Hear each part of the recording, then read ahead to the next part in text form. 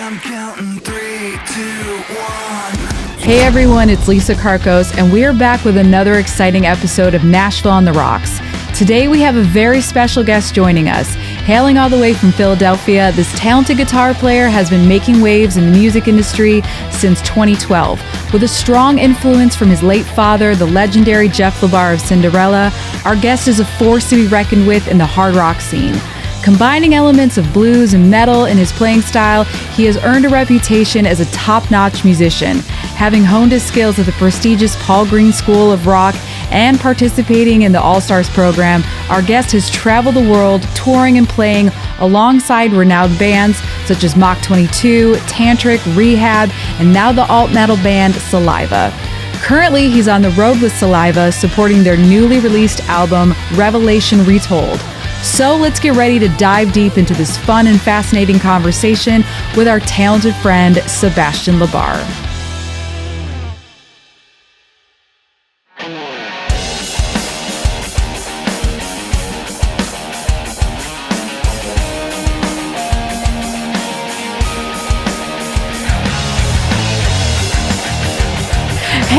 Oh my God. Welcome. Thank you so much for coming on the show. Thank you for having me. Yes. Yeah, I'm excited to be here. I'm so excited. Everybody that is watching and listening to Nashville on the Rocks right now, we have Sebastian Labar. He is a friend of ours for quite a while, and actually, this is going to be a really fun episode because there's a lot of connections here between DA and you and your dad. So I think that that's going to be a really fun thing to kind of get into. And I just want to say thank you so much for taking time out of your schedule. You know, like I know that you tour a lot, and I know that you were home for Christmas, which is really nice. And by the time this airs, this is going to be a little bit later into 2025. Yeah, no worries. Right now, we are recording right after the new year. So you're home for a little bit. Yeah. So that's excited. No, you caught me at a good time. Got a couple months off. You know, went home, just kind of gathering my stuff and thoughts, and And you're free to do this. Yeah. Well, Sebastian, thank you for being here.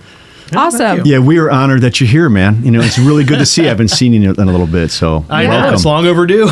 Yeah. Speaking of, what's going on with you, man? What's been happening? At the moment, I mean, I'm just I've been playing with Saliva for coming up on 2 years. We just released a single, Time Bomb. We've got another one locked and loaded that I'm not allowed to talk about yet. Oh, okay. Mum's the word. But yeah, so we've had a couple months off. So finally, after constantly hustling, I got a couple months to relax and collect myself. But yeah, we're looking forward to a tour coming up mid-February, mid-March. Oh, that's cool. So, that's awesome. Yeah, so just hanging out. Is Nashville going to be a stop along the way? The last tour we had a stop in Nashville. This Yes. one I don't see any dates. Damn it. I think actually we do have I think it's a Chattanooga show. That's close enough. It's pretty close. Like Yeah. I've got some friends coming out to that one. Okay. But all right. Well, we're going to be looking out for that. You've done so many things like in your career of musician, so I don't want to date you, but I think you're about what, 33? 32. 32. Yeah, Okay. yeah. So you've been touring for what, about 10 years? Yeah, about that. Yeah. Okay.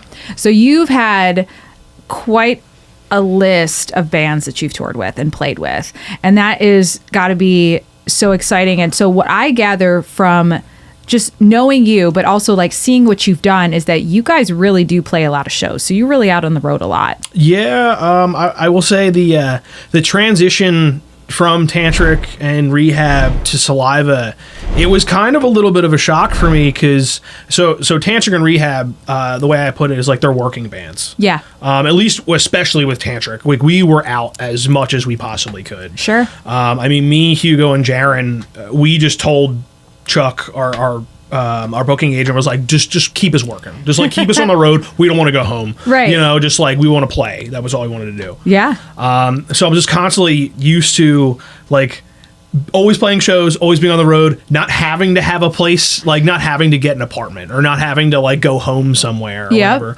And then when I got the Saliva gig, it transitioned to, it's like, okay, well, we don't tour as much, but it's bigger shows, bigger festivals, bigger crowds. Yeah.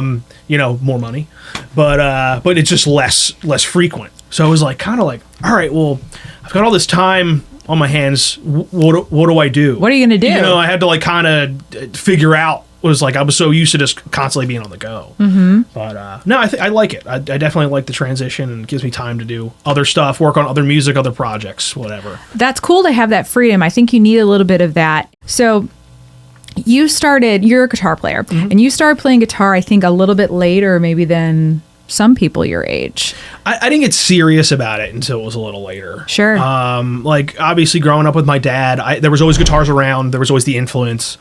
But I really just like at a young age, I was more interested in just like playing out with my friends and, you know, doing that and whatever. And then it wasn't until, you know, I found rock music. Then I started like getting more into guitar and music. And then my cousin, Tyler, he was going to the Philadelphia School of Rock. Oh, cool. And I had just happened to like see one of their shows and it like kind of, you know, clicked, and I was like, oh my God, this is what I've always wanted to do. I've always wanted to play shows. I was like, you know, up until then I had only played in my bedroom. Okay. So even though you were like into music and whatnot, you still kind of weren't playing out yet? I think I just never either had the other musical friends or just never figured out like, okay, a couple people get in a room and you become a band. Got it. Kind of thing. Mm-hmm. So the School of Rock really helped develop that. You know, I find that really interesting, man. It's usually the friends that you keep or like just so like a happenstance of like why you go a certain direction early in age. If your friends played guitar, or your buddy was a drummer, you would just be already in a band maybe when you're 12. Yeah, and absolutely. You know? Like I've heard a million other musicians tell me stories of like, oh yeah, you know, I was in garage bands and I was with, you know, growing up and this and that, and I was like, well, all of my friends liked rap and they were playing football. Like, you know, I didn't have that at least immediately around me. Sure. But it's so strange when you say you didn't have it immediately around you is when your dad was this like rock star, you know, and like you figured that would be the thing that would push you into rock, you know, or Rebellion, was that in there at all? We'll get to that. But no, but I was like, yeah, I was always the influence was always there, like I said, but you know, it wasn't necessarily other kids my age. It was like, okay, you're 10 years old and on the tour bus with Rat. And, you know, like that was an influence, obviously. But, sure. you know, it wasn't like there was other bandmates' kids that lived around me. Yeah. Or, you know, other people that had the same interests. Really. Okay. So it was kind of definitely Jeff's thing. For sure. Yeah. But yeah, I did that for several years. And then that's how I kind of found my way. I started doing lessons, and then that developed into B Team, which is like the little house band. Then I got to the All Stars, which is like the national, like the best of each school. Okay.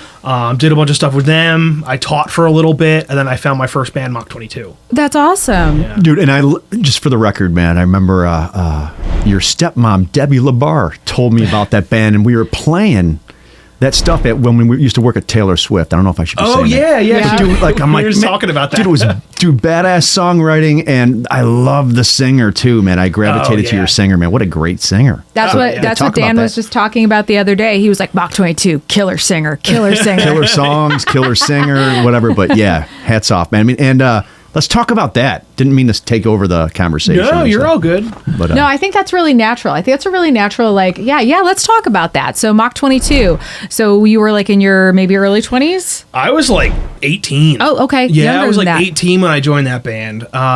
So I was at School of Rock. The other members were teachers at School of Rock. So I had met Lamont, the singer. Oh, nice. The other guitar player at the time, Taya Sudagon.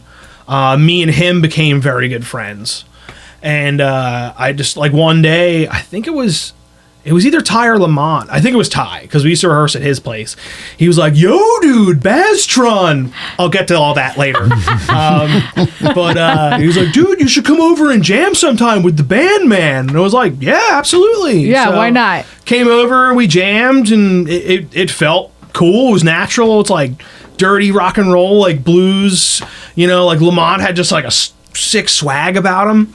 But yeah, I was like, absolutely, I've always wanted to play in a band like this. No, I definitely, there was always the like, oh, like you're Jeff Labar's son thing, you know, or like that's Jeff's kid. Yep. But then it was kind of like, I got to a point, it was like, Yeah, but like I would like to make a name for myself. Absolutely. You know? And you are, man. Yeah, for Making sure. your own path. That's very cool. Thank you. Yeah. Yeah. So when you got into Mach22, and that's like they're based out of Philly, so I'm guessing that you lived in Philly for a while. Yeah, so I grew up outside of Philly in Delaware County. Yeah. I was going to the Philly School of Rock, and then I just kind of I stayed there for a long time, really. We did, I mean, what did we do? We did a full length Sweet Talk Intervention, which we actually recorded with Ronnie Honeycutt here in Nashville. Oh yeah. R.I.P. Man, he just passed. Oh, that's right. Yeah, Yeah. And I know a lot of people loved him. I never got the chance to meet him though, but I just want to say, Oh, he was a sweetheart. No, he was awesome, and we had a blast. Actually, that was the first time I had Jet's Pizza. Was at his place. But no, we had a blast. It was awesome. First time in Nashville, recording down at Ronnie's, and you know. Me and Ted, the other guitar player, were trying to sneak into bars and stuff, and it didn't work. I think it worked like one time. That was it. But yeah. That sounds about right. Yeah, no, it was great though. Oh, so that's cool. And I didn't know that about Ronnie. That is sad. Yeah. So, well, getting back to Mach22. So you were in that band for about 5 years, is that right? Ooh, technically, I never left, I guess. Okay. I don't really know. I know the band has had several different renditions and different members and stuff. But yeah, probably like 5-6 years. Of playing with them. And you guys just did, if I'm not wrong about this, you just did a reunion show. Yes. Yeah. That looked really cool. That was really fun. Especially coming for playing other people's music for so long. Yeah. And just kind of being that hired gun. Mm-hmm. It was fun to go back to the songs that, like, you know, me and a couple guys in a room wrote. Yeah. Like so long ago. And like it reminded me of being like 20 years old and hungry. You know, I just wanted to like riff my ass off as much as I could, you know, and we were joking. It was like, why did we make these songs so hard? Like, it was like 5 minutes, 6 minutes long of just like my hand hurt at the end of the song. It was supposed to be fun, That's man. what it Remember was. that shit? It was a lot of fun, but it was just like, dude, let's just fucking go to town, man. It was like, why are we trying this hard? Like, you know, there were certain songs that like we thought we had a longer set list than we did for the show. And there were certain songs that we cut, and a lot of us were like, "Ooh, thank God!" You know, I was like, "Damn." Do you have a couple like favorite songs that you off of like what you did previously with the album? And did y'all like co-write? Yeah. Okay. A lot of it was, a lot of the riffs. I'll say like the first record, a handful of the songs were written by like Ty and Lamont. Ty didn't do the first record with us. He had left prior to us finishing it. And then a lot of the music moving forward, it started with me. You know, me and Jaron Galino. We would just, you know, I'd riff, and he was always great to work with. Like, me and him could hash out like a whole song pretty quickly. And then Rick Haas, the other guitar player, he was a phenomenal guitar player to work with. He lived here in Nashville for a while, and you know, now he moved back to Philly, but he picked up all the Nashville chops. He's a phenomenal guitar player. But Ted Merrill, he was the other guitar player on that first record. He was great to work with. But yeah, That's I forgot cool. where I was going with this. But. Oh no, about just like co-writing. Oh yes, yeah, no, all those guys were great to work with. Lamont always had a really, really interesting spin on everything. It just brought that like old school, just like he just had swag. Like he was just that singer that had just that. Just he was just cool. Yeah. You know, it was like even everything that a front man like needs. Right. No, like he was, and as actual like just a pure singer, man. He was so soulful, right? Absolutely. Like, killer, man. Killer stuff. No, it was like he was this dude who would just like ride up to. He had a motorcycle. He'd ride to go do lessons at School of Rock. He'd walk in like had the Harley denim on and just like, you know, walk out with his swag. I was like, this guy's badass. Every kid that took lessons from him wanted to be that. Yeah. I love that. I love that. Cool. That's awesome. Yeah, no, he's great, man. Awesome. So can we expect more things from Mach22? We're talking about it. Yeah, like we were this past year. I want to say like July. was the 10-year anniversary of Sweet Talk Intervention. Sweet. So we got talking from there. It was like, oh yeah, man, 10 years. Like, hey, how about we do a show? And then that's when the show in November came up. So since we did that, we were like, all right, well, we got our feet wet again. How about we start talking about, we released a new song, So Selfish. And I sent a couple demos to Lamont to, like, if he finds any inspiration or whatever, but we're talking about doing new music, maybe doing some shows here or there. Yeah. The only thing is right now is, like, obviously I've got other commitments. Jaron, he's out with George Lynch, The Life Project. Everyone and their mother who needs a bass player, he's probably playing for them. That's cool. So, like, just finding, he's a workaholic. He's always going to have another band or something. But yeah, it's just getting us all together, really. Yeah, that's great. Yeah. That's so cool to see that you guys are still having that vibe together and that it works and you're all enjoying it. You know what I mean? Yeah, no, absolutely. So that's exciting. After coming out of Mach22, I mean, you write some songs, you play. Is that something that naturally happened? And what was your next step? So from there, we were kind of at... We had done every big thing we could in Philly. So we had played the shows. We had the following. We did we opened for Slash. We won this contest to open for Slash. Oh, hell yes. And then from there, what did we do? It was we opened for Guns N' Roses at the Lincoln Financial Field. And then we opened I heard of those guys, man. Yeah, right. Yeah. Go Birds. And then we opened for Bon Jovi. Oh shit. Okay. I think that was another contest that we Very obscure bills, huh? Right. Yeah, anybody who came through the Electric Factory, like, we usually opened for them. Like, we did everything we possibly could in Philly. We did a couple small things outside of the city, but, like, we just couldn't gain traction, couldn't do it enough, like, tour wise. Sure. Never really found that, I guess, like, the in to, like, open on a tour or anything like that to, like, get us in front of other audiences. Okay.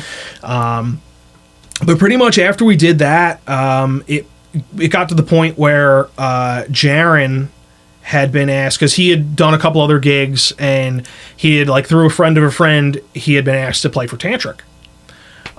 So he was like, hey, I got this gig for a touring national act, like, I got to take it. I was like, all right, well, good for you. Yeah. If I had the opportunity, I can't be mad at you. I'd do the same ththing. Mm-hmm. So we kept playing for a little while, and then I think, like, 4 or 6 months later, he called me and was like, hey, dude, the other guitar player didn't work out. Like, do you want to do this weekend run? I was like, sure, absolutely. That's awesome. So he's like, the only kicker is you're going to have to sing. And I was like, all right. It was kind of like that, don't, like, just say you can do it and then figure it out later, quote. So I was say like, yes to it and then you'll figure it out. Yes. Yep. Yeah, it was exactly that. So I was like, I see an opportunity, I'm going to take it. And, worst case, I fall on my face, so then I don't play with this band ever again. Right. But yeah, we did the weekend run, and then I think, like, a week or two go by. He was like, hey, dude, like, do you want to join the band? And I was like, absolutely. I guess you could sing pretty good then. At that time, it was like, hit or miss, but it got me the gig, I guess. Did you never consider yourself to, like, be a singer before? Was that just not a thing? I always wanted to. I don't think I really have, like, the natural, like, front man singer personality, and, like, I don't think I really, like, go for that. But that doesn't matter if you can sing or if you like to sing or whatever. That's all you need. For sure. I mean, there's plenty of bands that has a singer that are like the shoegazers, or whatever. But I did really enjoy that aspect of Tantric, that it was kind of, I always thought of it as a spacey Alice in Chains. Yeah, I can see that. It had that two-singer dynamic, where, like, the original lineup, Hugo, he's a baritone, and the guitar player was a soprano. Now, I'm like a tenor. Okay. But I still could hit a lot of those harmonies and keep that dynamic. Sure. So I really enjoyed like developing my singing abilities and finding harmonies, and like I'd have to be like corner Hugo and be like, yo dude, like I don't know if I'm hitting this right, like can we work on this? And you know, he's always like, you know, trying to buy a car or something. But yeah, no, me and him had a lot of fun. Well, I think that's important when you guys are getting in a band, especially when you're coming in and you have to like kind of replace playing and add another thing like singing, and you're like doing the harmonies for, you know, backing up harmonies. But it sounds like you guys had a good dynamic because you were with them for several years. Yeah, no, we definitely figured it out. Like there were certain songs that kind of came naturally, and then some songs that like Hugo would pull me aside and be like, hey dude, you know you're not singing the right part. I'm like, well, all right, let's figure this out, you know, or sometimes it would just take a little while to mesh or whatever. But no, I really enjoyed it. When you started playing with them full time, and then from what we've talked about before, like they were a very touring, intense band. Yes. So was that like a change for you that you had to kind of figure out, because going from like teaching and playing in Mach22 and then to like pretty much you're on the road all the time, was that like... So that was kind of what I always wanted. You know, I had finally gotten my opportunity. Yeah. And actually, like, to back up just a little bit, right before I had been offered the gig for Tantric, I was going through automotive school. Oh, so, that's right. Yeah, I was going through automotive school while playing with Mach22 and doing other stuff. And yeah, so I was going through automotive school. I did like auto, diesel, and a whole Ford program. I was also working at a Subaru shop, building Subarus and like, yeah, modifying them and all that stuff. Dude, I should have mentioned that from the beginning, because it's like, how can you overlook something like that when you're in a touring band? Like you are the best member of that. Like you are the most valuable member of that band at that moment in time when you're on the road. Yeah. So I'm sure everybody's relying on you to fix Dude, you everything. got him right by the balls. Exactly. That's what I meant to say.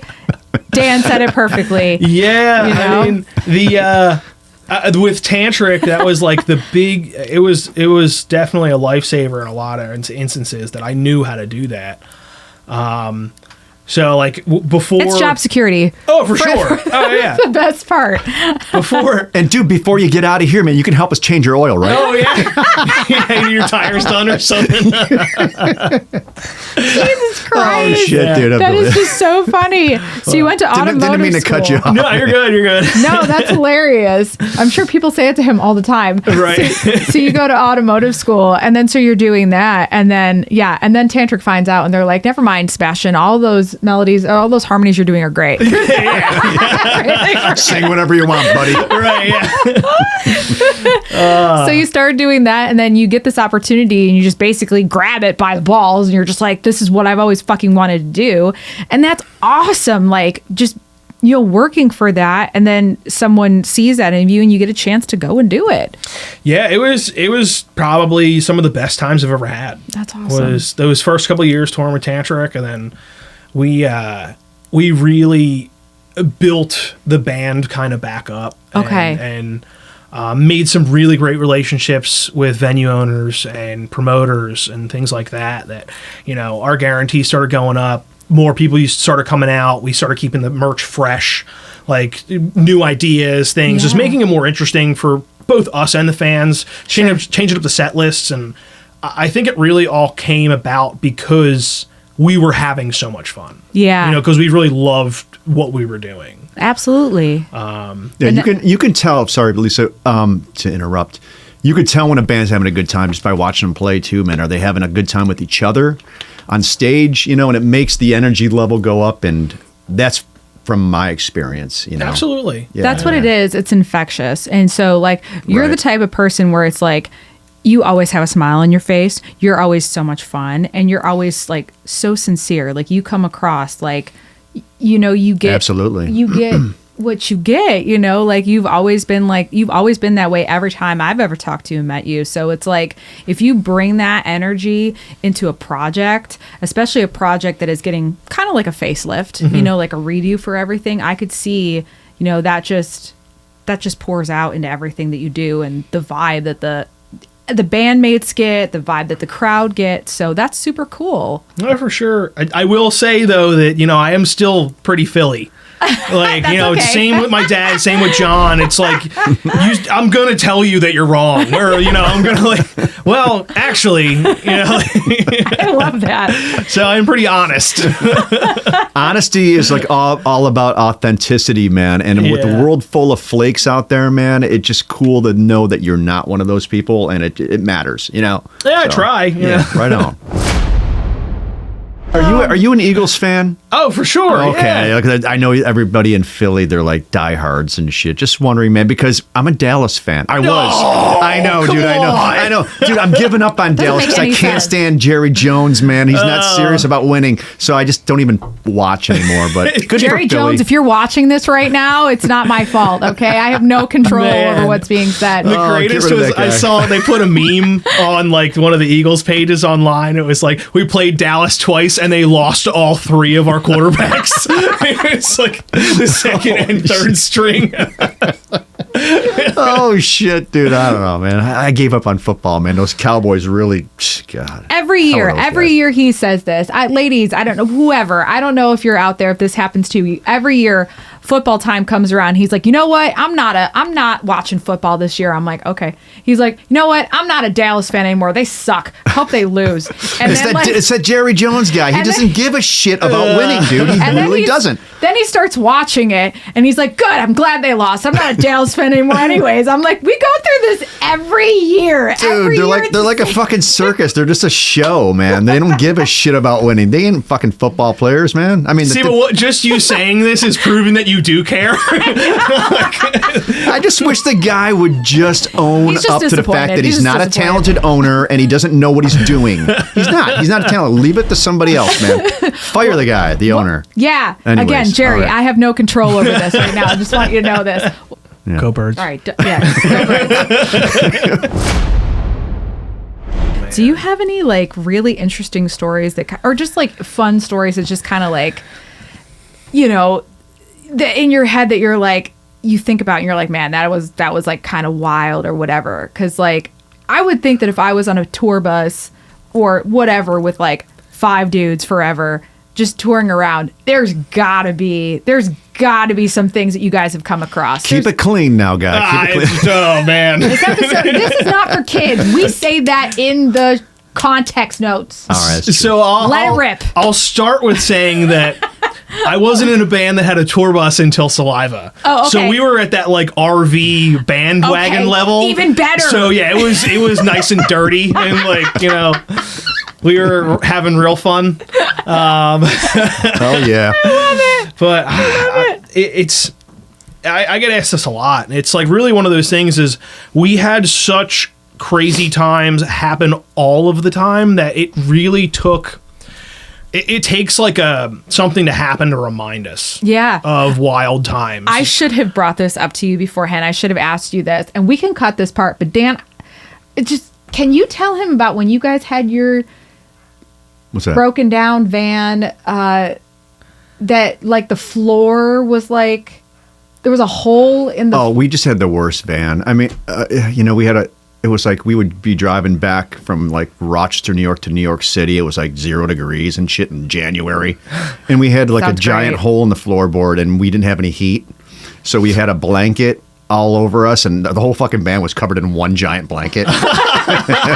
Of course we'd wipe out in the middle of the night on like Route, 81 going south and shit. And it was awful. I mean, I can bore you with like shit stories like that. But. Well, he was just like, we never had to stop to like take a piss. I was like, oh, just, yeah. That is kind of a plus. You just keep trucking. There's that one story. The Popeyes, whatever. We destroyed this Popeyes in Syracuse every time we went to Syracuse. I'm sorry, Popeyes. That reminds me of a story. You saying Popeyes. Holy shit, dude. I want to hear it, man. Yeah, all right. This is pretty clean. But do you remember like a couple years ago when everybody was getting in fist fights over the Popeyes chicken sandwich? No. Okay. Sounds great.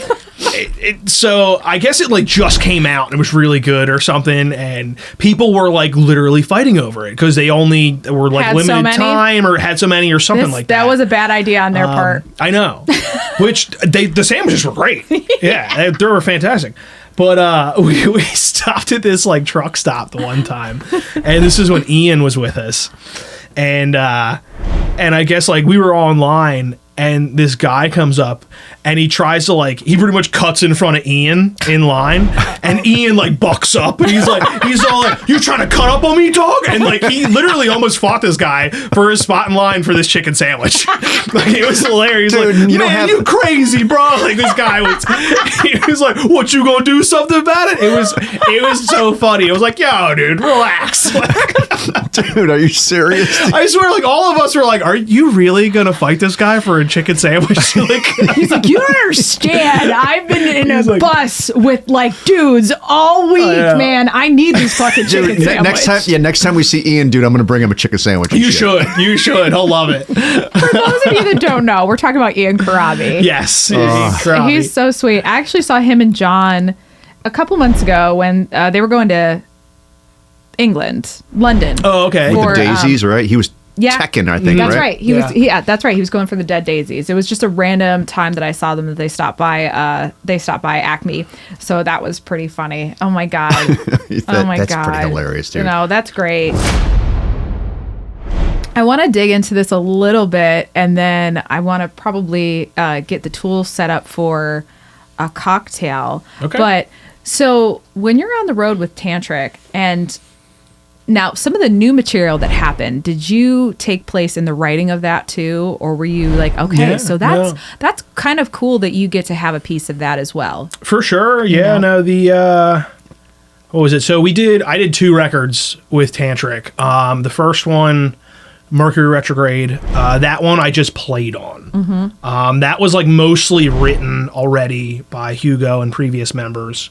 And when me and Jaron joined, we just had to like kind of re-record it, like just cut some tracks. Some of it was done, some wasn't.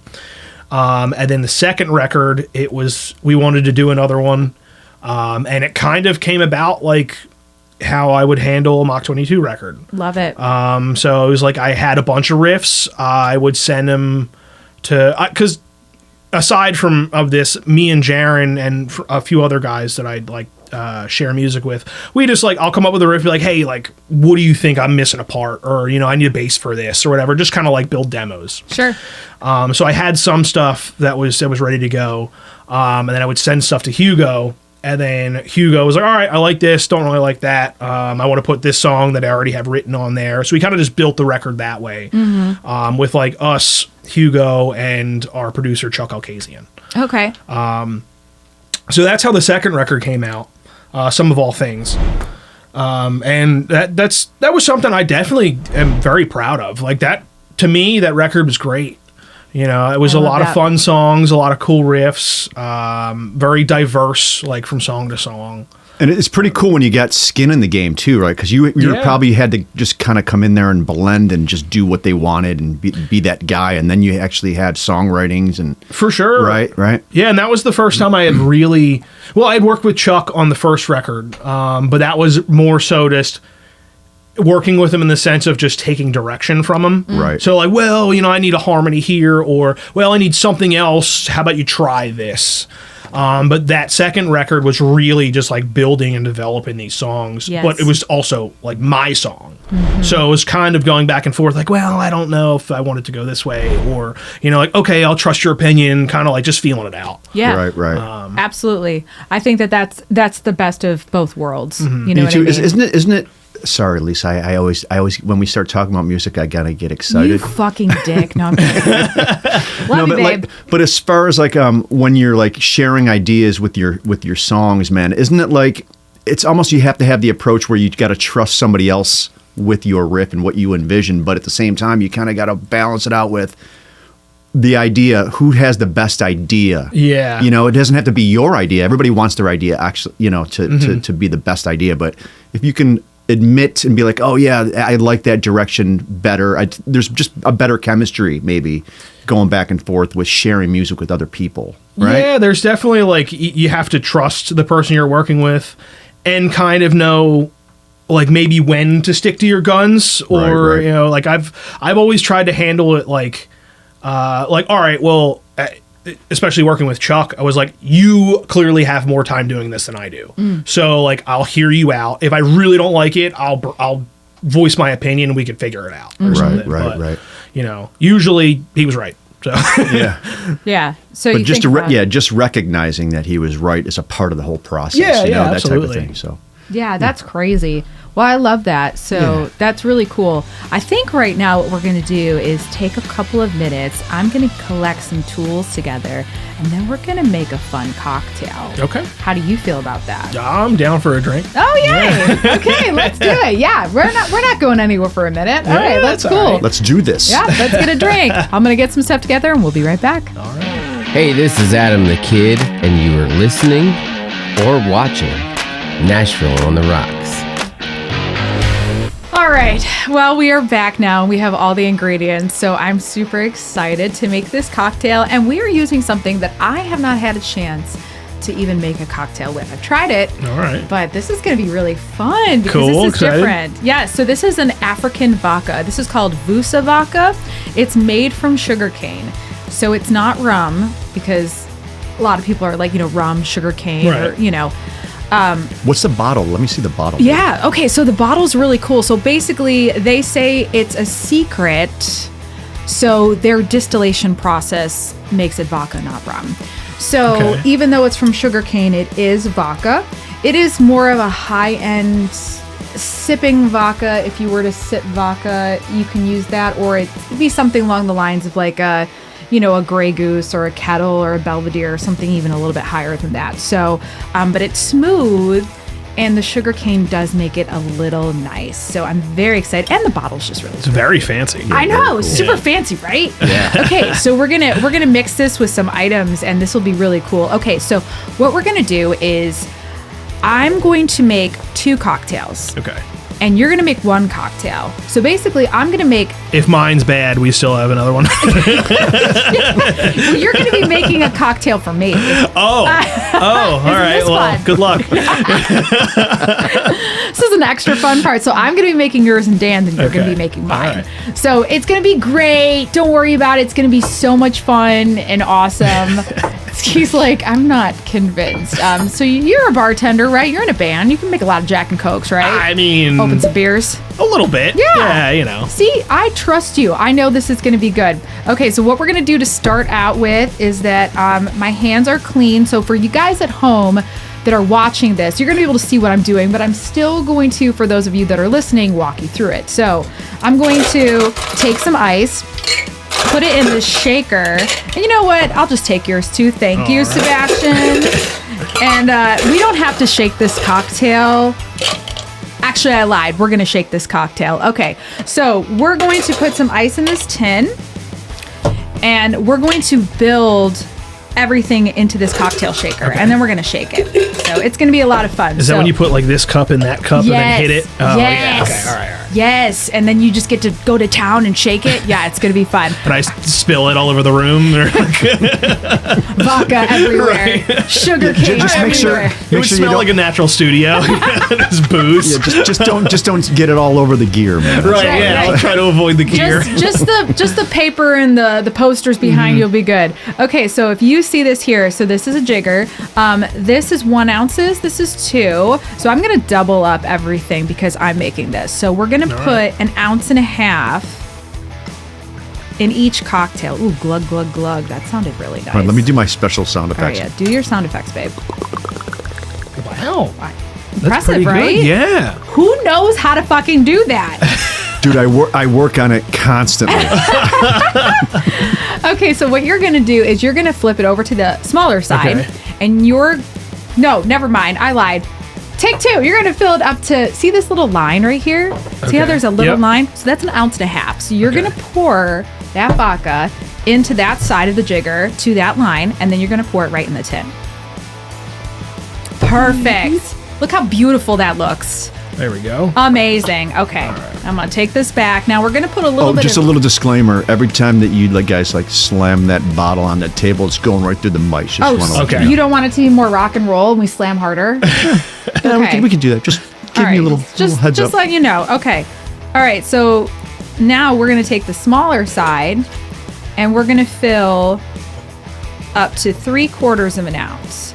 So that first little line that you see Okay. at the top, from the top. Oh, from the top. Yeah, from the top. You're going to fill that once. Beautiful. Yeah, that was a great pour. There we go. Yeah, good job. It came out fast, but you ended well. It was good. All right. That's what she said? Buzzing. That's always what she said. God. Dude, you're turning into Michael Scott, dude. Come on. Well, it wouldn't be a show if we didn't have a little bit of office in here. Okay, so this is lime juice. Okay. So I'm going to fill this. We're going to put a 1/2 ounce of lime juice, but since I'm making 2, I'm filling this right to the top. Now you're going to fill it up to... First or the second line? Yeah, so the first line from the bottom, from Gotcha, the base. yeah. So you're going to fill that up, and that's a 1/2 ounce. All right. And then you're going to pour it in there. All right. Fabulous. Okay. Now comes the extra fun part. So now comes the shaking part. Now, obviously, I tell people this every time, but I'm not kidding. So if you're going to put like a sparkling water, you add that to the cocktail afterwards, because if you shake it in here, it's going to explode in your face. Oh, right. Once you try to take it out. You never want to shake anything carbonated. It's bad. It's bad. Very bad. Okay, so you're going to take the small tin, put it in the big tin. Okay. It's got a little seal, right? Yep. Okay, and then we're going to shake this for about like 10, 15 seconds, and this is going to get really cold, okay? Okay, all right. You ready? Yeah. All right, get your drumming skills down. Or your shaking skills. All right, and go. It's like it with the gym. She's doing that great. Sounds good. We're going to put some music to this. This is going to be fun. All right, I think we're pretty good. Okay. Yeah, it's really cold. Right? It's freezing. It's fucking freezing. Okay, so give me this little karate chop. Yeah. Oh, well, you got bigger muscles than me. You're gonna take the small tin off. Okay, and then now we have the cocktail in here, but it's not finished. Okay. So we're gonna pour what we have in here into these 3 glasses, and one of these days I'm gonna get glasses that match, but until then I was going to say who's getting the big ones, who's getting the small. I'm always gonna take the small one. So these ice cubes are kind of weird because I was in the process of making a New Year's Eve drink, and there's edible glitter. So I added edible glitter to the ice because I wanted to see how it would look when we made it, and then I was like, you know what, why don't I just use it for this too? So I don't know if we're going to be able to really see this. This was just me trying it out instead of adding glitter to the drink. But I don't know, whatever. It's New Year's. My whole life's glitter. If I could be like, oh no. Yeah, if I could like just wear glitter every day, like I would. But you know, people frown upon that. They look at you like you're weird or something. All right, so you're gonna make, well, actually, so this one's mine. So, okay, right. You're going to pour that in there, and the whole thing, oh, I should say, silly me, you're going to put the strainer that would on be top. a lot helpful. Yes, Yeah, no, a you're lot more good. helpful. And then we're going to pour this right into the glass. All right. Oh, I hope this doesn't suck. It's going to be good. Okay, We got first it, time yeah. doing this. Ooh, so you can see a little bit of the sparkles in there. Okay, and then we're gonna. Oh no. So growing up, my mom always had glitter on everything, so it just made me have like a phobia of glitter. Not like a real phobia, but like I like kind of panic because I know it doesn't come off. It's kind of like cat hair. Right. You know what I'm saying? You know, for bartenders. The good news is that you're gonna drink this straight down. That's fine. And it's It's gonna be perfect. fine. But I probably should ask if people have a phobia to glitter. Fuck! Before I start doing this. It's not a real phobia. It's just like it's usually like I don't want it on me. Like, It's enough. Oh no! No, I heard that like 1 out of 3 people have phobias of glitter.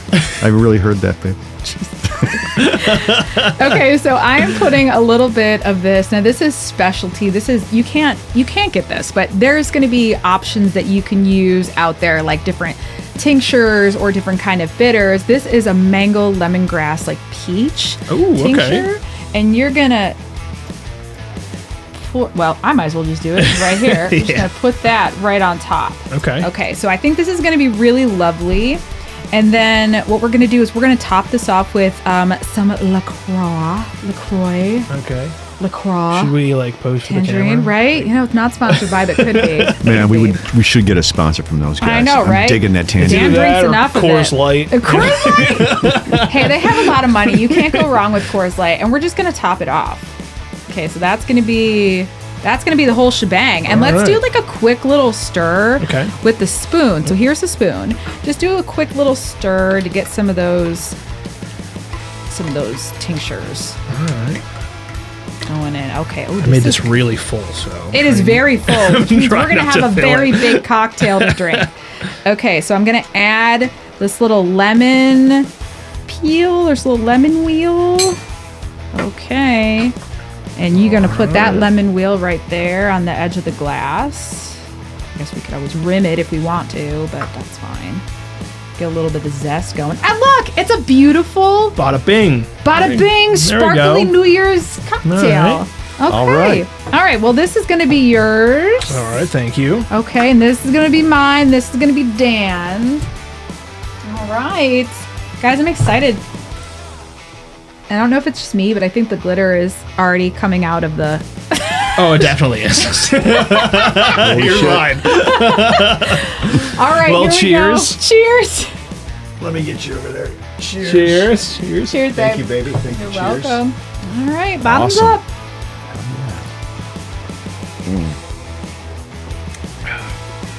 Wow, yeah, that is really good. Ooh, that's super refreshing. Oh, yeah, this is great, baby. Good job. You know, it's not maybe like a winter drink, but it's definitely like a New Year's Eve, like refreshing drink. For sure. Oh, I'm digging it. So let's kind of take this back a little bit. So obviously, we've mentioned your dad in this episode. So Jeff Labar, one of the founding members of Cinderella. Growing up, just having your dad like in the picture and him being a guitar player for Cinderella, like it's so cool that you did kind of form your own path and your own music. And it sounds like I don't know enough about Jeff to say this, but like I know that he had a lot of different styles of playing guitar, but like I feel like you do a lot more heavier stuff than Jeff did. Yes. Yes. So, he was very diverse in his musical taste, and I found out over the years his musical taste had changed. I mean, granted, probably like anybody's does. But like after he passed, I had found a bunch of music that he had written early in his, not necessarily career, but just in his life in general. Like there was a song that I had found called Fly With Me that he had recorded at, I'm pretty sure, like Sigma Sound in Philly, like way back in the day. And he wrote it when he was like, I want to say like 17 or 18. Oh, that's cool. My Aunt Diane actually told me, it was like, oh my God, I was a little girl and I did a baton routine to that song. And like, but it sounded like old school, like Yes. Or like nice. that 70s like prog. Hell yes. And, you know, he sang on it, and his voice at that age sounded completely different to the voice that I knew from all these years. Like, it wasn't all raspy from smoking and drinking, you know, it's like, it was like a clean, you know, little virgin boy, you know, it was like he could hit all the real high notes and stuff. It was really crazy. That's definitely cool. Wow. Yeah. Yeah. Dude, I would love to hear that, man. I mean, Right. So, and then, so I know that you have like do you have a Patreon account? I do. Is it active? It's still active. I've kind of come to a point where it was all to get me through the process of digitizing and like sifting through all of my dad's old music. So when he passed, we had to clear out his apartment, out of storage, everything like that. I had found all these reels and cassette tapes. So I had spent a long time just going through old cassettes and just like old demos and things that I'd never heard before, like little stuff that, you know, he either wrote with bands years ago or stuff that he had written for Cinderella that never made the cut. So I found like kind of like different I guess like generations. Like there was like the pre-Cinderella stuff, and then there was like the 90s when he had another band that like it was kind of, I want to say like after Still Climbing, but he was like just trying to like make music with somebody else. Sure. Right. And then there was stuff around the time like when he did One for the Road, his solo album.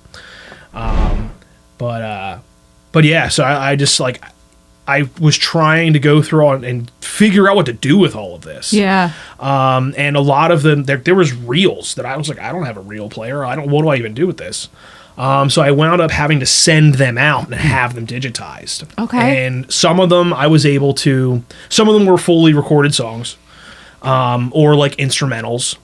Some of them had like different tracks, so you could take the vocals out and EQ them, or like fix the drums. A lot of them had drum machine to it. Okay. So I had everything is done. Everything is done. That's cool. I've kind of drug my feet. Yeah, like it's. I feel like that must have been a huge project. It was a lot. Plus, I was also touring and doing my own thing, and trying to still like work and things. Mm-hmm. And also it's like I want to release this music for his fans and to continue his legacy and everything, and I wanted to go about it the right way. So right now everything is done. I have everything mixed and mastered. I've just got to get the artwork. Like literally all I need is to contact the artist and fix the track listing. Oh, okay. And then everything's done. I just have to send it to make CDs. That's awesome. So everything's done. Cool. It's been a long time coming, and I was working with my buddy John Laurie, who he now plays for Tantric, and he plays with Smile Empty Soul.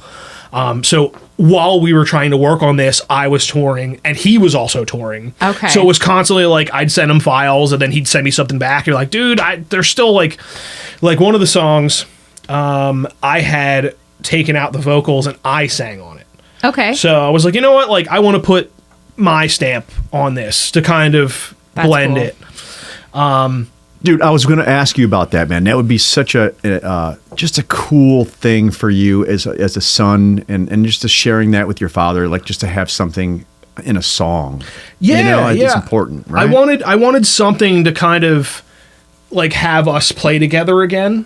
Because before he passed, I was really pushing him to start playing again. And because he had kind of, which I've also kind of felt in similar slumps of like, you kind of just lose motivation. It's just, especially after he had like a 25-year run of being at some of the highest highs that a musician could ever have. Mm-hmm. Playing with a huge band like Moscow Peace Festival. Yeah. Playing amphitheaters and stadiums for so long. Right. And then it's like to start all over. Yeah. Like that's a very different dynamic, and he was kind of happy with not trying to start over. He was like, you know what? I had a good run. That's cool. But I wasn't ready to let him give up.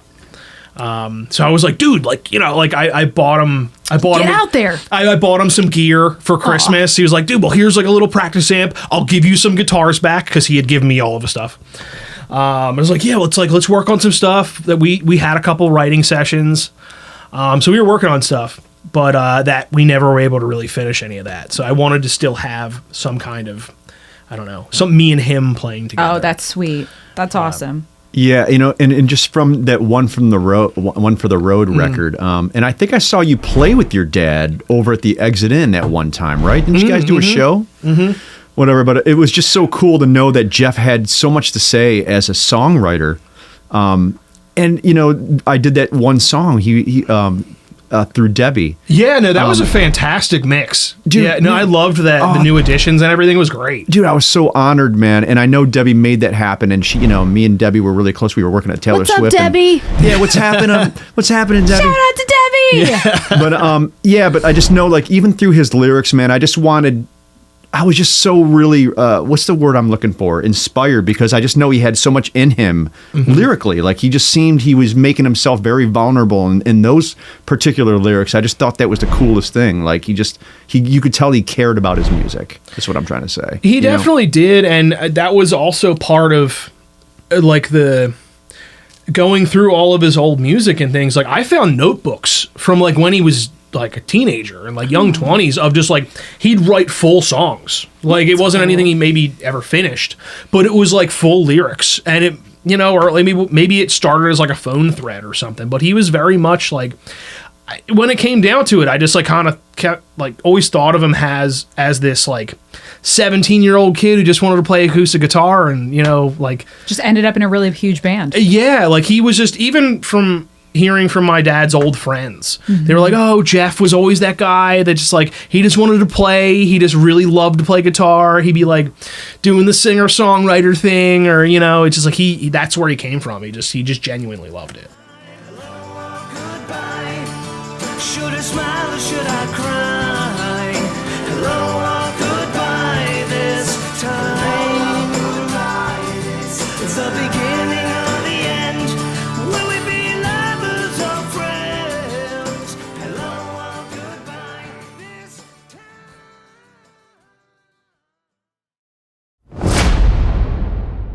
I don't want to take over this whole thing, but I'm so interested in finding out, as you're a guitar player, and what I've noticed when I saw you play, man, it's like you got that killer vibrato, and I know your dad had that killer vibrato on his guitar. Can you talk about just some of the things that you carry in your blood genetically that you share with your dad? Like, is there things that you do that your dad did as well? But I just noticed that you guys have killer soul in your vibrato and your soloing and Oh shit. yeah, like is that something that like you listen to with Jeff, or do you think that it just kind of came naturally? Yeah, like, I mean, a lot of stuff came without ever talking about it, from my influence from my dad. Like, just down to, so like not even related to music.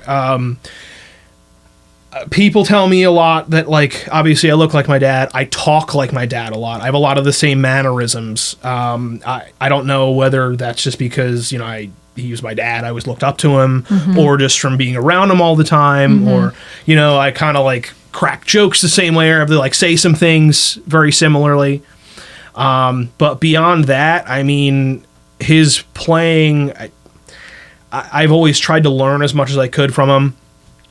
Like the vibrato specifically, I know, so I think it was Andy Johns that had told him, so he was in the studio, doing the Cinderella record, and Andy Johns, like, he was playing, and he told him, it was like, what's up with this vibrato? And he would play it as like really, that's exactly how he would say it, by the way. Okay. But like really fast and like kind of not controlled. And he's like, no, slow it down.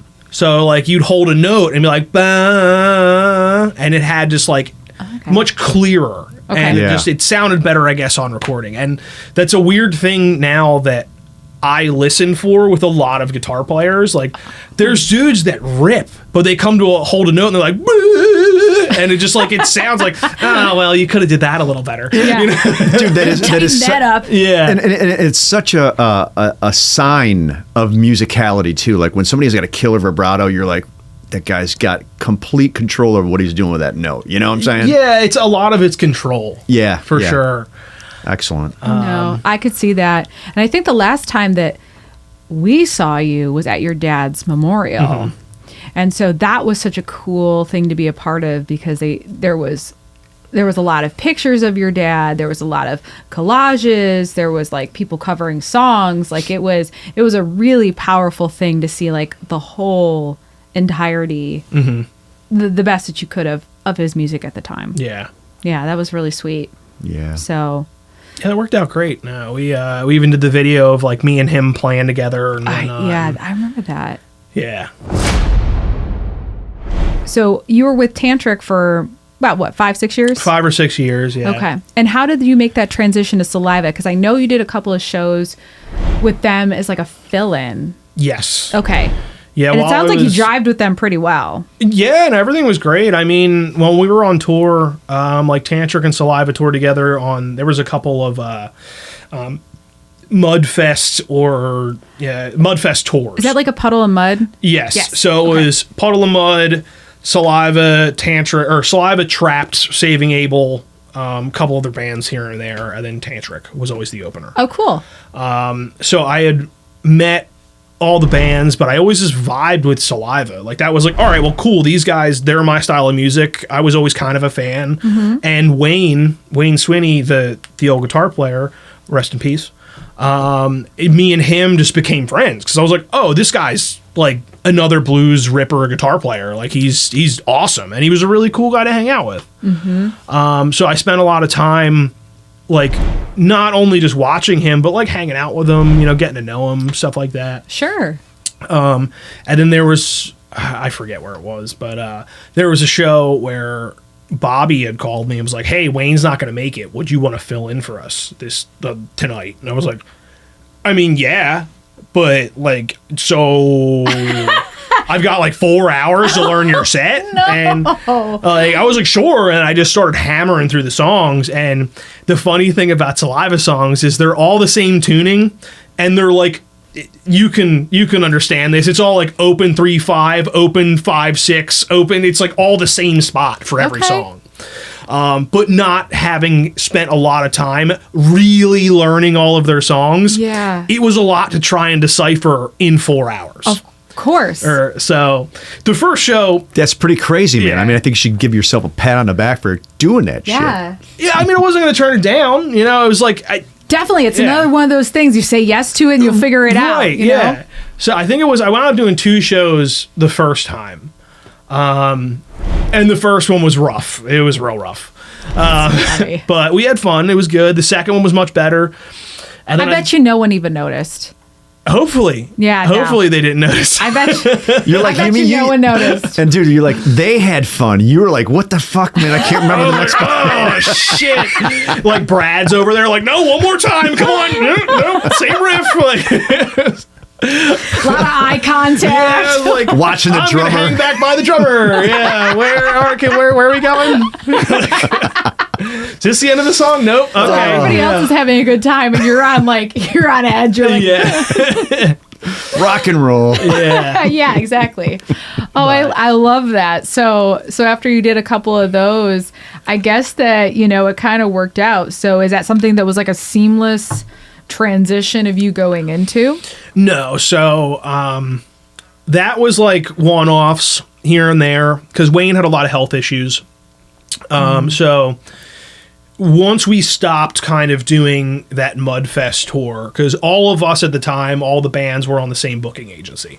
Oh, okay. That's convenient. So that's kind of how that tour got built. Okay. So I think Saliva left first, and then Puddle of Mud, there was constantly issues and stuff. So it just like that, we stopped doing that tour.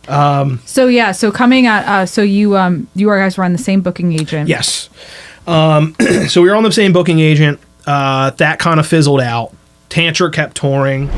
We went a couple more years, and it just got to the point where like I don't see this progressing. I'm really kind of maybe like the way you were hoping it would. Yeah, but also like I came to a realization that I'm playing in a band that broke 20 years ago, and no matter what, it's like damn near impossible for this roller coaster ride to go back up.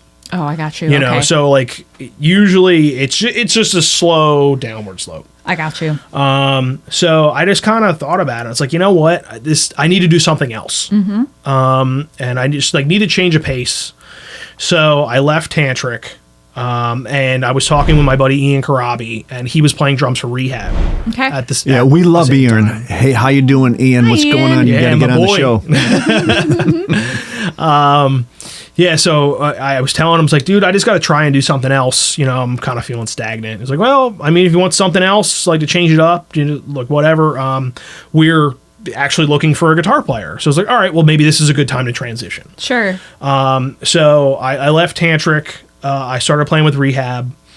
I played with them for, I want to say, like, maybe 6 months. That was cool. That was also like a good change of pace because I was playing a different style of music. Rehab, like obviously they're known for the Bartender song, which is like kind of country. Okay. But they also have like some like hip hop stuff. They've got some like punk rock stuff. Like their set list was very diverse. That's cool. So that Switch I feel it like up a little bit. Yeah, it was good for me musically, and it kind of pushed me to like even to like have to put different pedals on my board to make different sounds to like fit the rest of the, you know, the whole atmosphere. So that was really cool. But then when I was on tour with them, and Bobby Amaru from Saliva he called me, and he kind of like gave me hints first. He was like, he would text me out of the blue, be like, "Hey dude, how you doing?" Like, "Good. What's up?" I'm like, "Oh, I'm just checking in." Like, "Oh yeah, that's it?" And like Throwing out a line. Yeah, you're just like, you know, like, "What are you doing?" That's like, probably how he flirts. Dude, you're at Kroger and shit, and he shows up in the aisle at the produce. You're like, "Hey, what's going on, man?" it's like, and he just how's walks the away. rehab gig? I was like, "It's good." I mean, why? Do you want me? It's like, is this your way of offering me a job? He's like, "I don't know, just wondering, are you happy, you lonely? Right, yeah. You want to get involved in something else?" So I was like, it eventually was like, all right, like, what's up? Right. And we eventually, he's like, well, you know, Wayne had passed at this point, and Shit. That sucks. and that was really hard because I was on tour with Tantric still when Wade passed. Well, and it like when you guys are on a tour together, like, I mean, I'm sure a lot of people think about this, but like you see a lot of each other, you know, like you're around each other a lot. So that impacts you. Yeah, no, and like when you see, it's just like, you know, a coworker or like a really close friend. It's like you see them every single day. Every day. You know. And we were on tour, and like me and Hugo were like, dude, should we just cancel this show and like go to the celebration? Like, but it was like we were on like the other side of the country or something, and it wouldn't have made sense. But yeah, no. So eventually, Bobby had asked me and was like, hey, so you know, Wayne, you know, we want to do a tour, and Wayne wanted us to continue. Yeah, that's cool. So it's like, well, do you want to be a part of this? I was like, absolutely. Oh, that's awesome. Yeah, I was like, Wayne was a close friend. Like, I loved him as a guitar player. I loved all these songs that he wrote. You know, so like, I absolutely can't say no. And now that you said that you're kind of touring less, you have more time at home. So like, what are you doing to fill in your free time? I mean, there's like there was a minute where, so when around the same time that I quit Tantric, shortly after that I moved to Nashville. Okay. At that time I was living in Dayton, Ohio. I was like, why do I feel like you've been here for so long? I think it's just you were just, well, I guess when you're in a band like that and you're touring around, like you don't really, like you talked about, you don't really have a home, you know what I mean? You're just I was here for like a year, but Okay. I wasn't home. Yeah. Like I think all of last year, like when I joined Rehab, I was here like maybe a couple days a week. That's not a lot. No, and like I was staying with Debbie at the time, so like I'd be there a couple days and like, okay, well, what do? I don't know. I'll just go kill some time or you know whatever for a couple days. Then I'm back on the road. So I was here and I lived here, but I wasn't actually like didn't transfer my driver's license or like find an apartment. Right. Or, I wasn't really home. Yeah, nothing to where you're gonna like put down real solid roots. Does it feel like you're living out of a duffel bag almost when you're doing that stuff and you're busy? all For over the sure, place? but Yeah. like I was so used to it for so long, like it wasn't a problem. Like, Yeah, I mean, it just made sense. Yeah, just keep paying the credit card bills and I'm good. Like, Like, as long as someone's getting my mail, I know right, it's yeah, happening. it's fine, man. I can always do laundry, like wherever at a hotel. I can hit a Planet Fitness, get a shower. Like, Dude, it's all rock and roll, man. You know? yeah, it's fine. It's bro. all rock and roll, and you seem like you lead that seamlessly. God, and I will say this: I do really love Debbie a lot. I really enjoy her We love personality Debbie. and her spunk and her style. So like, I mean, that's super cool. And she's hilarious, man. Like we had some good laughs. I haven't seen her. We got to hang out, man. Oh no, We she's gotta, great. yeah. When you're home, like, are you writing your own music? Is that kind of what's going on right now, or are you just are you enjoying your day off, or you're like, okay, like I'm honestly like gonna just chill out and like go get some fucking Mexican food or something? I mean, anymore. So like, since there is prolonged periods of being off, like for a little while, I worked at a classic car and truck shop, like to kind of just like fill time and like still bring in money. Sure. I still am trying to like I constantly write and put together demos. I had another project That kind of fell apart. You know, like I'm just constantly trying to find something to be creative with. Yeah. Saliva is like kind of its own entity, and it has like its own process that's been like working for so long. So, Sure. and I'm still kind of the new guy. So I'm just like, I'll be here if you want me, but if not, like I'm just kind of going to do my thing. So I'm And just, they have a new song that they released. yes, Time Bomb. Time Bomb. Yeah. That Time seems Bomb. pretty fun. It's doing really well. It's a cool song. It's with Peyton Parrish. Okay. As a feature. It's doing great. You know, I get notifications like all day long of, you know, of people resharing it, posting it. And I'm seeing like people doing drum covers and stuff. It's really cool. You know, That's got to be really fun, though. yeah, it's the first time I've been, like I was just saying, usually you're in a band that broke 20 years ago and it's just a slow downhill. Yeah. This is the first time I've been a part of something that actually has had like the uptick. ride's coming back up. Yeah. You know, it feels like another hit that's really doing well. We're relevant. Well, and that's funny because I hope that they change their mind. But if they don't, Chattanooga's not far away because I knew a shit ton of people that went to the Nashville show. Yeah, for the Saliva. Nashville show was awesome. That was so much fun. You know, there were so many people, like a bunch of my friends came, a bunch of people that I knew from, you know, just touring that live here, because, you know, everybody lives here, just never here. Right. Their home base is here, yeah. you know, but yeah. But yeah, a bunch of people came to the show. It was fantastic. I did think it was really funny that like the band, they were like, oh man, like this side of town's really rough. And I was like, In what? what way? Like they were scared to like leave the bus. Yeah, Jesus. not in a Philly way. It's not rough Philly, right? Like, what are you guys talking about? Like, it's like we're in East Nashville. Like, dude, I like ride my bike out here all the time and just They like just hit up a don't- bar and they like don't know. They have don't no know. idea, and they were just like, oh man. you They heard right. of the murder Kroger and the stabbing Kroger and were like scared. They're like, no, stop it. The fact that the murder Kroger has that much of a reach is so funny. And you ride a bike? What the fuck? Why? No, like just if I'm bored, I'll get on my Harley and I'll just like hop out. And go out. kind of bike? No, not like a 10-speed. I'm a little cooler than that. Why did I just think that was so funny? Because I was like, that's such an East Nashville thing to do. Yeah, get on a bike, go to a bar. No, I ain't pedaling. Oh my god, maybe this Vusa vodka is going to my head. All right. Yeah, I got a buzz, babe. You know I do. Holy shit, that's so funny. Okay, yeah, so they're nervous about that. Okay, so I get that. But I forget though, did they play at East? What was it? Basement East. Basement East, Yeah. yes. I was thinking East Side Bowl. I was like, that's not what I meant to say. Yeah, Basement East. Yeah, I Such a believe cool it venue. was us, Drowning Pool, Mm-hmm. and I think it was Above Snakes at that point. Don't Yeah. you know some of the guys in Drowning Pool?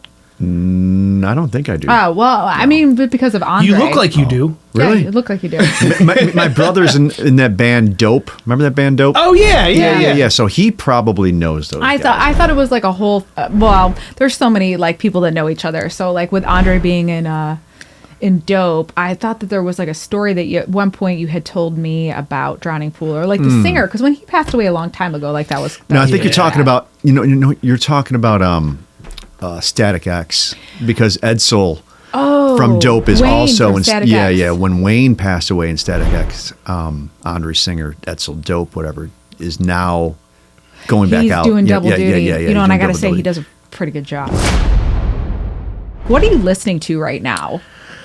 Anything like new or fresh? I mean, it's okay if it's not. I'm just curious. No, I mean, really, there hasn't been much on like the rock or metal side. Like I've been listening to a lot of like, I don't know, gym rat music. So it's like, because since I've had time off, all I'm pretty much doing is working out Getting in the gym? and like playing Yeah. guitar. But no, I listen to like a lot of like, do you know Knock Loose? Yeah. Yeah, it's like stuff like that. Okay.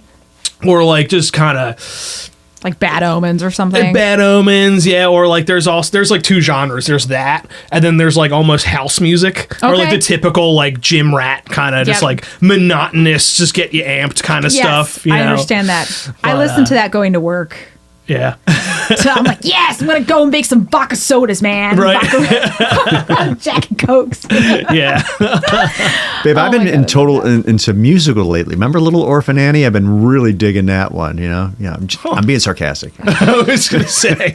Tomorrow, I Love You Tomorrow. Remember that song by Little Orphan Annie? No, you know what's funny is that we're not gonna talk about this, but like Wicked being such a thing, like somebody's like, have you seen Wicked? I was like, I'm not into musicals. It's probably amazing and I don't want to take anything away from it, but I don't think I'd go there. Like I'd have to have someone in like 5 or 6 years sit me down and make me watch it. Right. It's not my thing. You know what I mean? Yeah, The way you know. everybody's talking Anybody who's singing about what they're doing, it's kind of weird. You know what I'm saying? Singing about what they're doing is just kind of odd. You know what I'm saying? It's a little cringy. Musical. I'm sorry, anybody Singing who loves about musicals. What they're doing. You know? That's fine. No, that's fine. I don't think they're listening to this podcast anyways. Yeah, probably or this not. show. Maybe they are. We're doing I it don't know. wrong if they are, right? I don't know. All right. So you're listening to that. Okay, that's fair. There's a couple dig that. bands here and there. I mean, a lot of it's just like I'll listen to like hard rock playlist Okay. or something. I'll just find like oh, this song's good, and I'll just hit like on Spotify And just go with it. You know, as much as like it's funny because Spotify, ooh, they're evil because like we're musicians. Yeah, yeah. And it's like, oh, they're not paying us. Right. But from like the consumer standpoint, it's They're like great. They're fantastic. It's like, oh, this is totally worth $10 a month. It's like I can find new stuff. I have to buy CDs. Yeah, 100%. Like they make playlists for you. Like it's whatever. You can make a playlist of your Yeah. own shit all the time. I've got Spotify stock. It's doing really well.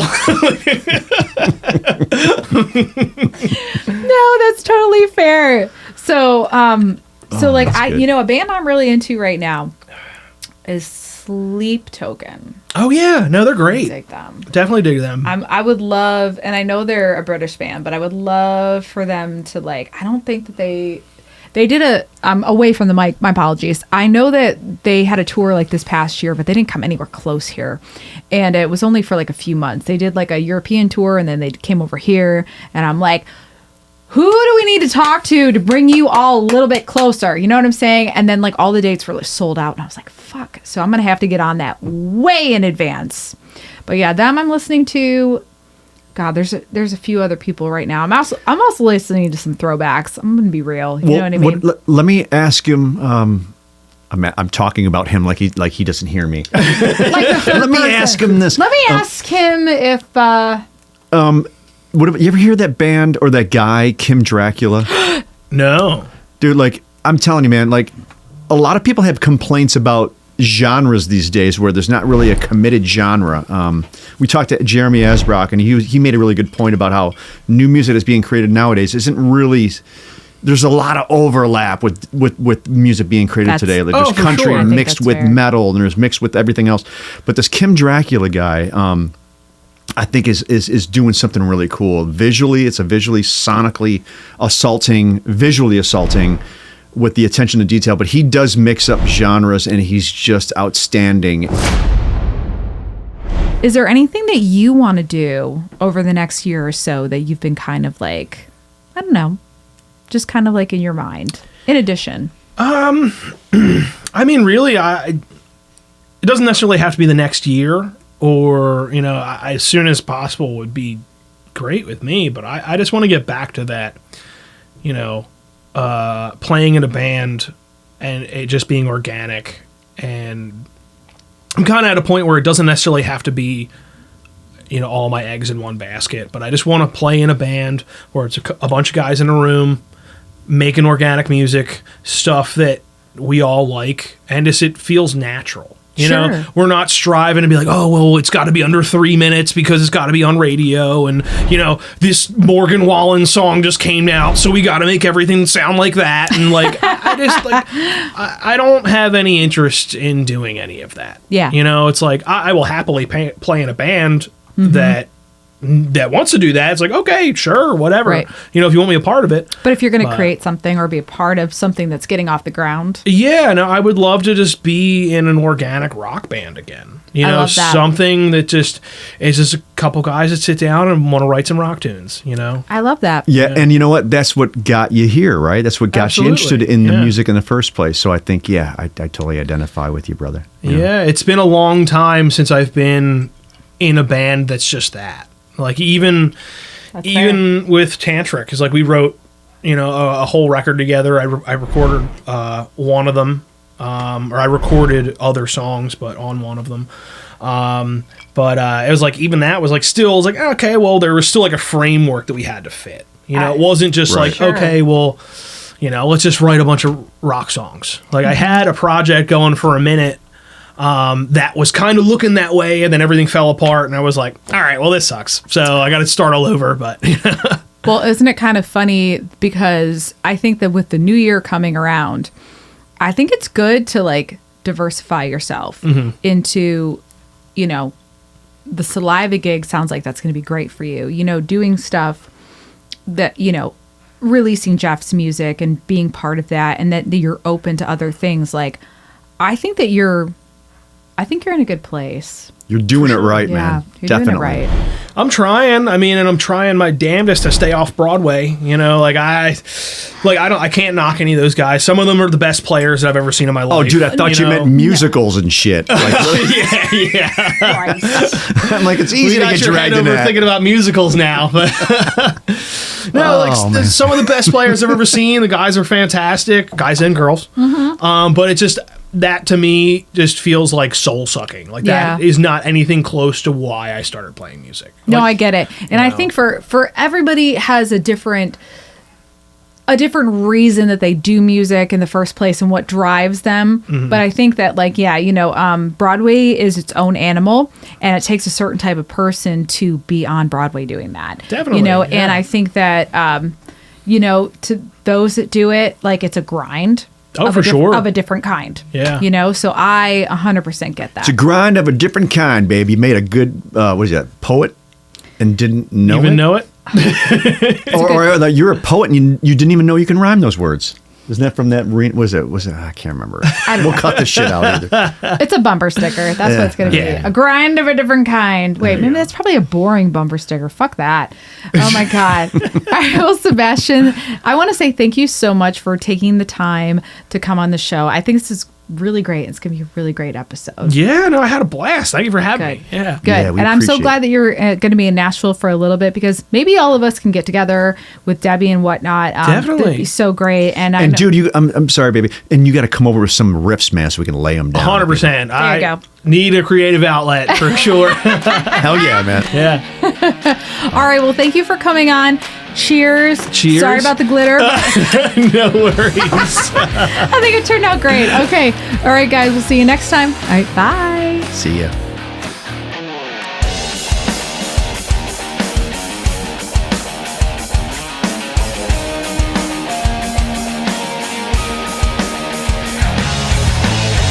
Hey there. Thanks for tuning in to Nashville on the Rocks. We're so grateful for your support. If you're enjoying our content, we'd love it if you could hit that subscribe button on our YouTube channel. And don't forget to follow us on social media and give us a like on iTunes, Spotify, and all your other go-to streaming sites. Your feedback is super important to us, so please leave us a review as well. Thanks so much.